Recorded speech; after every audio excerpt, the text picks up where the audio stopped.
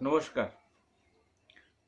নিচের ট্যাগলাইনেই আজকের ভিডিওর হেডিংসটা বুঝতেই পারছেন। ট্যাগলাইন হচ্ছে জ্যোতিষ মানি না। আবার অনেকে বলেন আমি জ্যোতিষ ভীষণ মানি। আজকের বিষয় সেটা নিয়ে আলোচনা করব, জ্যোতিষ মানা কিংবা না মানা। আমার দীর্ঘদিনের এক্সপিরিয়েন্সে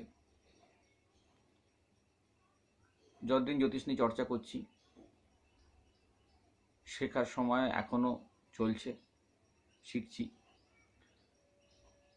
একটা জিনিস দেখলাম, সেটা হচ্ছে জ্যোতিষ মানা না মানা দুটোর থেকেই একটু বেরিয়ে আসতে হয়।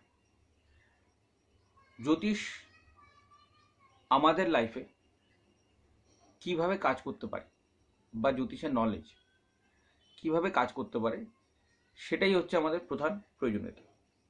এবং তার জন্য জ্যোতিষ জানাটা একটু জরুরি। যখন কোনো বিষয় আমরা জানব, যে বিষয়টা আমাদের জীবনে কি ভ্যালু অ্যাড করতে পারে। বিজ্ঞান আমরা জানি কেন, আমরা আগুনের ব্যবহারটা জানি কেন, শিখি কেন, সেটার উপযোগিতা আমাদের জীবনে যাতে আমরা ব্যবহার করতে পারি। ঠিক সেরকমই জ্যোতিষ এমন একটা বিষয় যেটা যদি আমরা জানি যেটা ঠিক কিভাবে আমার জীবনে কাজে লাগতে পারে, তাহলেই আমি এর যথাযথ লাভটা নিতে পারবো। মানা না মানাতে সমস্যাটা কোথায় হয়? আমার জানাটাই অর্ধেক রয়ে যায়, বা জানাটা হয়তো ঠিকঠাকভাবে হয় না। এবার জানা ঠিকঠাকভাবে না হলে যিনি আমাকে বলছেন বা যিনি আমাকে অ্যাস্ট্রোলজি বিষয়টা নিয়ে কিছু বলছেন, তিনি লজিক্যালি কতটা ঠিক বলছেন সেটা আমরা জানার চেষ্টা করি না। আমরা কি করি, উনি বলছেন মেনে নিলাম, ওনাকে আমার পছন্দ আমি মেনে নিলাম,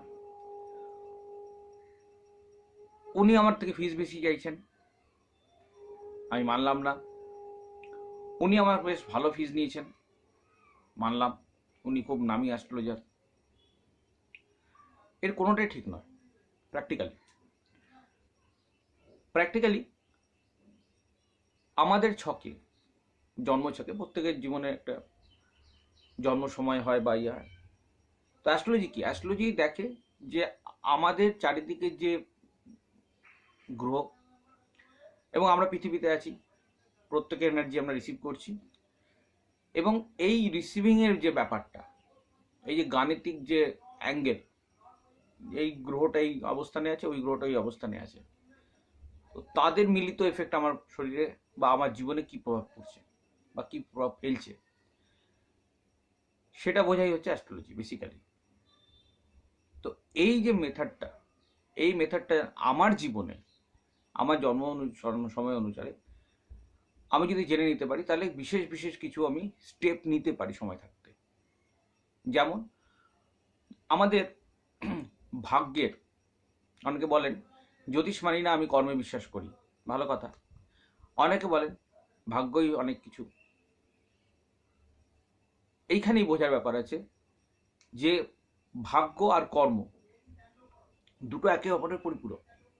যেমন আমার কোন বাড়িতে জন্ম হবে, আমার বাবা মা কে হবেন, আমার আত্মীয় স্বজন কে হবে, আমার বড় দাদা থাকবে না দিদি থাকবে, আমার ছোট ভাই হবে না বোন হবে, বা আমি কোন ধর্মে বা কোন শহরে জন্মগ্রহণ করব, এগুলো কোনোটাই আমার হাতে নেই। আমি ভালো মন্দের কথা বলছি না, এগুলো কোনোটাই আমাদের হাতে নেই। এগুলো সবই আমাদের ভাগ্যবশে মেনে নিতে হয়। আর জন্মের পর একটা শিশুর বাবা মারা গেল, 2 বছর বয়সে 3 বছর বয়সে পিতৃহারা হল, এটাও ভাগ্য। এখানে কর্মের কোনো হাত নেই। এখানে যতই বড় কর্মবীর বলুক বা যতই বড় বলুক আমি কর্ম করি, আমার কর্মই সব কিছু, এই জায়গাটা ভাগ্য তাকে আঘাত করবেই, বা ভাগ্য তাকে এনে দেবে, হোয়াট এভার ইট ইজ, ভালো মন্দ ডিফারেন্ট ম্যাটার। এবারে বাকি থাকলো কর্ম। যেমন আমার যদি ভাগ্যে সার্টেন প্রফেশন লেখা থাকে, এই ধরনের কর্ম হবে, আমি ওই ধরনের কর্মই করব। অর্থাৎ আমার যদি ডাক্তারি পেশা থাকে তো আমি ডাক্তার হব, আমার যদি ইঞ্জিনিয়ারিং লেভেলের পেশা থাকে আমি ইঞ্জিনিয়ার হব, আমার যদি ওকালতি করার ভাগ্যে থাকে আমি ওকালতি করব। এগুলো অ্যাস্ট্রোলজি জানলে বুঝতে পারবেন। অনেকে ভাবেন যে আমি পড়াশুনো করেছি তাই আমি হয়েছি, কিন্তু তুমি কেন এটা পড়াশুনো করেছো, কেন তুমি ভাগ্যচক্র ওই জায়গাটাতে ঢুকলে, বা কেন তোমার মনে হলো যে আমি অ্যাস্ট্রোলজি পড়ব? ঠিক আছে, এগুলো তর্কের বিষয়, কিন্তু ভালো উকিল হব কিনা, ভালো ডাক্তার হব কিনা, ভালো ইঞ্জিনিয়ার হব কিনা, এটা আমার হাতে। এবং এটাই কর্ম। অর্থাৎ যেটা আমি হব সেটাতে যেন কোনো রকমের অসুবিধা না হয়, কোনো রকমের প্রবলেম না হয়, সেটা দেখাই হচ্ছে আমার প্রধান উদ্দেশ্য। যেমন অ্যাস্ট্রোলজিক্যালি আমি দেখলাম যে আগামী 2 বছরের মধ্যে আমার শরীরে প্রবলেম আসবে, জেনে নিলাম। মানলাম না মানলাম ডিফারেন্ট ম্যাটার, জেনে নিলাম। জানার পরে আমার কর্মটা কি হবে? আমার কর্মটা হবে নিজের স্বাস্থ্যকে ঠিক রাখা। স্বাস্থ্যকে ঠিক রাখার জন্য যা যা পদ্ধতি, এবার এই যা যা পদ্ধতির মধ্যে যেটাকে আমরা জ্যোতিষের ভাষায় বলি হয়তো রেমেডিয়াল মেজার। এবার রেমেডিয়াল মেজার বলতে অনেকে ভাবেন যে রত্ন ধারণ করাই পাথর পড়াই হচ্ছে remedy. It's not like that. এই যে আমি আজকে বসে আছি, আমি কথা বলছি, এই সময়গুলো কিন্তু সবকিছু পূর্ব নির্ধারিত থাকে। আমি চাইলেও হয়তো করে উঠতে পারলাম না ভিডিও, বিভিন্ন কারণে বাধা বিপত্তি এসে গেল, বা বিভিন্ন কারণে আমার হয়ে উঠলো না। তো এইগুলো কাটানোর জন্য বিশেষ কিছু পদ্ধতি অবলম্বন করতে হয়। পদ্ধতি বলতে আমার হয়তো ডে টু ডে রুটিন, আমার পরনীয় বস্ত্রের রং, বা আমি কার সঙ্গে ইন্টারেক্ট করছি, কি ধরনের মানুষের সঙ্গে ইন্টারেক্ট করছি, আমি কোন দিন কোন ক্ষণে গিয়ে কোন কাজটা অ্যাপ্রোচ করছি, সেই ব্যাপারগুলো আমার ফেভারেবল কিনা সেগুলো দেখতে হয়। এবং হেলথের ব্যাপার যেটা বললাম, যে হেলথে যদি শারীরিক অসুস্থতার প্রবলেম থাকে তো আমি আগাম সেটাকে কেয়ারফুল থাকবো, সঙ্গে সঙ্গে ট্রিটমেন্ট করাবো। বা পার্টিকুলার কোনো অর্গানে, ধরুন দেখা গেল যে আমার চোখে প্রবলেম হবে, বা হার্টে প্রবলেম হবে, বা লিভারের প্রবলেম হবে, তাহলে সেই অর্গানটার উপরে আমি যত্নশীল হব, কেয়ারফুল থাকব। তাতে শারীরিক সমস্যা সেখানে আসলেও সেটা ইন্টেন্সিটিটা কম থাকবে। এবার এই ইন্টেন্সিটির ব্যাপারে আমি একটা আলাদা ভিডিওতে বোঝাবো, জানবেন, আপনারা সবাই মনোযোগ দিয়ে শুনবেন, বুঝবেন ব্যাপারটা। কারণ এই ইন্টেন্সিটি জীবনে অনেক কিছু, আমার দুর্ঘটনা হবে যদি লেখা থাকে হবে, আমার সার্জারি হবে লেখা থাকে হবে। লেখা থাকে মানে অ্যাস্ট্রোলজিক্যালি যদি কম্বিনেশন দেখা যায়, আমি জানলেও হবে, না জানলেও হবে।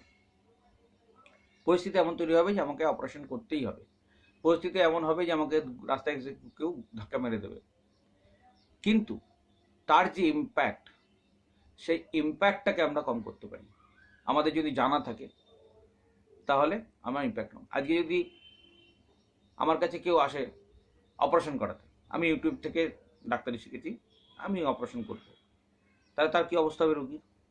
দ্যাট মিনস আমার জানা নেই, এবং আমি তার উপরে যে অ্যাপ্লাই করব সেটা তার জন্য অসুবিধাকর হতে পারে। কিন্তু যে জানে, যে ডাক্তার, সে যখন ঠিকঠাকভাবে অপারেশন করবে তখন তার শারীরিক অসুস্থতাটা খুব সহজে মিটবে। সেই জন্যই জীবনের কোন ফেজে কীভাবে কোন জিনিসটা আসবে, তার ইন্টেন্সিটি কম করার জন্য কী করা উচিত, কীভাবে রাস্তায় মন ঘোরাতে হবে, সেই জিনিসটা জানাই হচ্ছে অ্যাস্ট্রোলজি। প্রপারলি বোঝা। আজকে ডেটে আমি পড়াশুনো করতে যাচ্ছি, আমার পড়াশোনায় বাধা আসবে, আমার এই ফিজটা জমা করছি আমি, ফিজটা বাবা দিচ্ছে, দেখা গেল বাবা দিচ্ছেন, আমার পড়াশোনায় ভীষণ বাধা আসছে। ঠিক সেটা বদলে যদি মা দেন জমা, তাহলে আমি পড়াশোনাটা স্মুথ করব। এবং দিস ইজ ফ্যাক্ট, এইভাবেই হয়। আমরা বুঝতে পারি না যে কোন জায়গাটা অ্যাপ্রোচটা করব, কোন জায়গাটা আমি আমার সিস্টেম যেটা আমি চলছি সাধারণভাবে চলছি, কিন্তু সেখানে ছোট্ট একটা ভুল হচ্ছে। এই জিনিসগুলো জানাই হচ্ছে অ্যাস্ট্রোলজি। ওই যে বললাম ইম্প্যাক্ট কম করা। আমার অ্যাক্সিডেন্ট হবে কিন্তু হালকা একটু চোট লাগবে, কিন্তু তার ইম্প্যাক্ট যদি বেশি হয় আমি হয়তো ঠ্যাং ভেঙে হসপিটালে 2 মাস কাটাবো। That is it. সেই জন্য জ্যোতিষ কি করে? জ্যোতিষ রাস্তা দেখায়। জ্যোতিষ হচ্ছে ম্যাপ। সামনে নদী আছে, আমি জঙ্গলে যাচ্ছি, আমি রাস্তাটা চিনি না, আমি প্রথমবার যাচ্ছি জীবনে, আমি আগামী দিনে যেখানে পৌঁছাবো সেটা আমি প্রথম জার্নি। জীবনের প্রত্যেকটা জার্নি যেটা আমরা যাচ্ছি সেটা আমাদের প্রত্যেকটা প্রথম জার্নি। তো যে রাস্তা দিয়ে যাচ্ছি সে রাস্তা দিয়ে জানি না সামনে নদী আছে, সেই নদীটা আমি পার করব। এবার নদীটা পরে যদি নৌকা থাকে তাহলে নৌকায় পার করবো, যদি ব্রিজ থাকে তাহলে ব্রিজ দিয়ে পার করবো, যদি ব্রিজ নৌকা কোনোটাই না থাকে আমি সাঁতার কেটে পার করবো। যদি সাঁতারও না জানি আমাকে ফিরে আসতে হবে। তো ওই জানাটাই হচ্ছে অ্যাস্ট্রোলজি, এবং জানার পরে আগাম প্রস্তুতি নেওয়াটাই হচ্ছে অ্যাস্ট্রোলজি। সেখানে আমি মানলাম না, আমি মনে করলাম না ওখানে কোনো নদী নেই, মানলাম আমি নদী নেই, চলে গেলাম, আমি মানলাম যে এটা নদী নয়, ঝাঁপিয়ে পড়লাম, ডুববো, অবধারিত। অনেকে ব্যবসা করেন তেড়ে ফুড়ে, অনেকে জেদ করে সম্পর্কে যান, অনেকে জেদ করে সম্পর্কে থাকেন। সব কিছুই বুমেরাং হতে পারে, সব কিছুই বিরক্তিকর হতে পারে, সব কিছু ডিস্টার্বিং হতে পারে, সব কিছু ডিস্ট্রেসফুল হতে পারে, সব কিছু ডিস্ট্রাকটিভ হতে পারে, কিন্তু যদি জানা যায় তাহলে এগুলো সমস্যা হয় না। সেই সমস্যা থেকে বেরোনোর রাস্তা বের করা যায়। সেই জন্য অ্যাস্ট্রোলজি মানা না মানা দুটোর থেকেই বিরত থাকতে হয়, পারলে জানা উচিত। অনেকে বলে আমি এগুলো বুঝবো না। আমি যখন ক্লায়েন্টকে বা আমাকে যে কনসাল্ট করতে আসেন তাকে যখন বোঝাতে চাই যে আপনি ব্যাপারগুলো বুঝে নিন, কারণ কারণ ডিসিশনটা আপনি নেবেন, আপনি বুঝবেন, আপনি আগাম জীবনে পরিকল্পনা করবেন, এবং আপনার নিজস্ব একটা স্বপ্ন আছে নিজের জীবন নিয়ে, নিজস্ব একটা ইচ্ছা আছে, নিজের একটা চাওয়া পাওয়া আছে, সেটা লজিক্যালি কোন জায়গাটা কিভাবে অ্যাচিভ করা যায় সেটা জানুন, বুঝুন, বুঝে নিজের ডিসিশনটা নিন। না আমি অত বুঝবো না, আপনি বলে দিন আমি শুনুন। অ্যাস্ট্রোলজার কখনো ডিসিশন দেয় না, হি ক্যান নট। অ্যাস্ট্রোলজার রাস্তা দেখাবে, বলে দেবে এই জায়গাটা আপনার এই সম্ভাবনা আছে। সম্ভাবনা থেকে বড় কথা এই জায়গাটা, এই সিস্টেমটা আপনাকে শো করছে, আপনি বুঝে নিন। এবং বোঝাটা খুব বেশি কঠিন নয়, খুব বেশি কঠিন নয়। একটু টাচে থেকে একটু রেগুলার যদি বোঝা যায়, শোনা যায়, ঠিক জানা যায় যে হ্যাঁ এই জায়গাটায় এরকম ব্যাপার আছে। সেইটা ওভারকাম করার জন্য বিভিন্ন পদ্ধতি আছে, যেমন ব্যবহার, মনস্তত্ত্ব, অ্যাক্টিভিটি, ডেলি রুটিন, এবং লাইফে কি ইনক্লুড করব, কি এক্সক্লুড করব, অর্থাৎ কোন কোন বিষয়গুলো আমি জীবনে আনবো, কোন কোন বিষয়গুলো জীবনে আনবো না, এই ব্যাপারে যখন কেয়ারফুল থাকবো। টেম্পারমেন্ট, ইমোশন, ইগো, যেগুলো আমার জীবনে হয়তো বাধা সৃষ্টি করছে, আমাকে এগোতে দিচ্ছে না, আমাকে আটকে রাখছে, ভয়, ভীতি, সেলফ কনফিডেন্সের অভাব বা ওভার কনফিডেন্স। তো প্রত্যেকটা ব্যাপার কোন জায়গাটায় কি প্রবলেম হতে পারে সেটা লজিক্যালি যখন বুঝে নেওয়া যায় তখন ডিসিশন নিতে সুবিধা হয়। তো সেই জন্য অ্যাস্ট্রোলজি আমি চাইবো আপনারা যারা মানেন কিংবা মানেন না, চেষ্টা করুন অ্যাস্ট্রোলজিকে একটু বুঝতে। কারণ অ্যাস্ট্রোলজি প্রেডিকশনের থেকেও, অনেকে প্রেডিকশনের জন্য অ্যাস্ট্রোলজি ব্যবহার করেন, বিয়ে হবে কিনা, চাকরি হবে কিনা, সন্তান হবে কিনা। সত্যি কথা বলতে গিয়ে অ্যাস্ট্রোলজি এসবের থেকে অনেক উপরে।